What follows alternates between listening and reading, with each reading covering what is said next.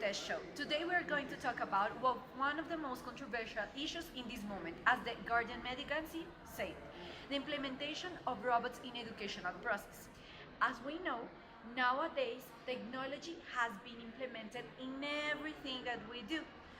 But when talking about education, there is a big debate in social media that says that we should change it fully and implementate digital communication, high technology, and also robots.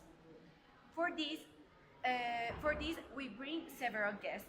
So let's give a big applause to Miguel, Laura, and Valentina, who will give their arguments of however it is possible or not to substitute teachers for robots or artificial intelligence. Firstly, we will talk to Miguel, a student researcher that has been very close to this topic. Hi Miguel, what can you tell us about this topic? Thanks, Vivian. As Vivian said, this was one of the most controversial topics nowadays. The replacement of teachers by robots is a reality. The Georgia Tech University is using a learning assistant called Jill Watson. This is a robot that helps to their students answer their questions with a faster retroalimentation than a human teacher does. These type of robots are faster. They do not get tired, bored, or distracted, besides being cheaper in general. Thanks Miguel, we will be back to you in a moment. Now let's talk to Laura. What can you tell us about this topic? Thanks, Vivian. I understand his point, but a robot does not the same activities like a human. It's important dedication hand in hand. The implementation of new technologies in the educational classroom will not replace the role of the teachers, who should become guide for all the use and information generated with these resources. The director of UNESCO for Latin America, Cecilia Barberi, said that the region is going through an important process where the teacher becomes a guide for students for the good use of technologies. According to the UNESCO directive, the training of teachers to use technologies in new areas in classroom since the generations of the students handle these connection tools. A student needs to be guided, not all the information is safe, and you have to process that information to control the sources. Interesting, Laura. Now let's see the opinion of a person who is living this change, a teacher. Hello, Valentina. Let's talk about this topic. Hello, Vivian. Thanks for the invitation. I'm a teacher and I can tell you since my experience that in the education process is really important the contact with the students.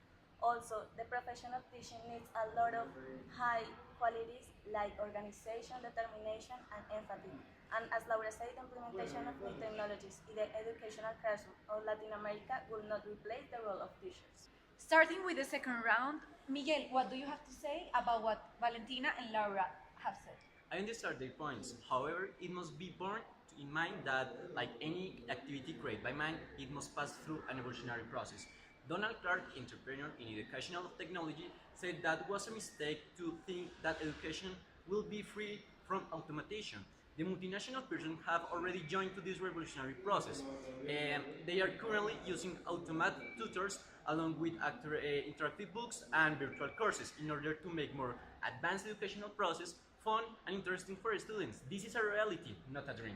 Ready, Laura. Now, what do you have to answer?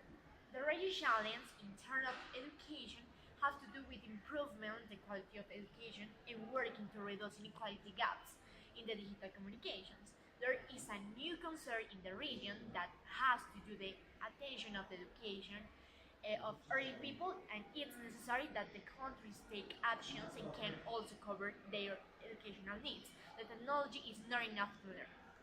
Already ending in this panel of discussion, now we will have the opinion of Valentina. On the other hand, technology could be the great help for schools that are looking for people qualified to teach. And as UNESCO said, it needs 15 million of teachers to obtain the universal education.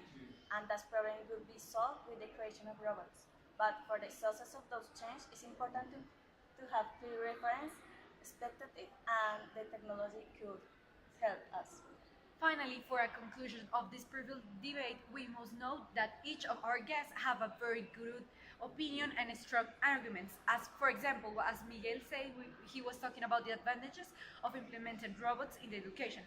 And he said robots are faster and don't get tired. This is a strong argument. In the other hand, Laura was telling us about what is the wrong thing.